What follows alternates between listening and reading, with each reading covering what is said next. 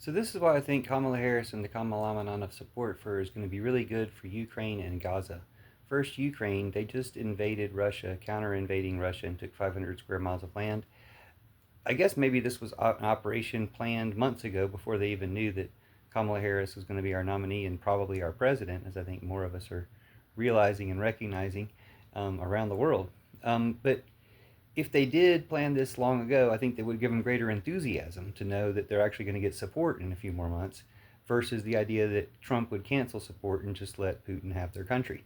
So I think that it's definitely emboldened Ukraine. It possibly was even the impetus for this counter invasion. And it looks like the counter invasion is succeeding. They've taken 500 square miles already, more territory than Russia took from Ukraine in their years of war there. And they did that in 3 days. So if they continue, they could very well overthrow Putin or at least get the war ended on reasonable terms instead of having to give anything up to a tyrant. But hopefully it should get Putin overthrown either way.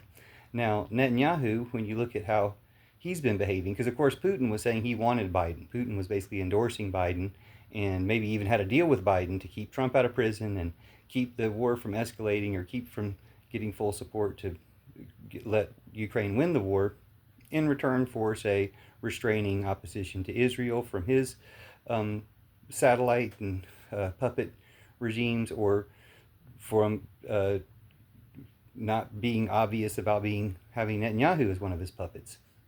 But Netanyahu has been acting erratically, panicked since the conclusion that Kamala Harris is going to be our next president, assassinating the leader of Hamas. Everything else he's done has been terrible enough, but it seems like he's been restraining some of that terror, that they were killing people even faster at the beginning of the war, and have been restraining some of it thanks to all the activism and people surviving the genocide that are speaking out against it.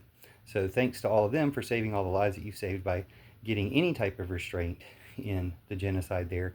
But I think, of course, Netanyahu's plan was going to be to hold off until Trump took power again and then complete the genocide and start other ones.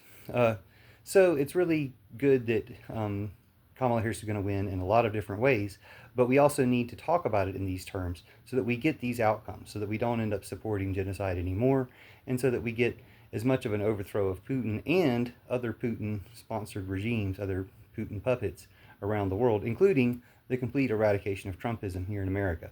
We need the biggest landslide to do that. We need the most people involved, and we need everybody's talents together, all hands on board, to stop the Trump Trumpineers from hijacking the good ship America. Thank you.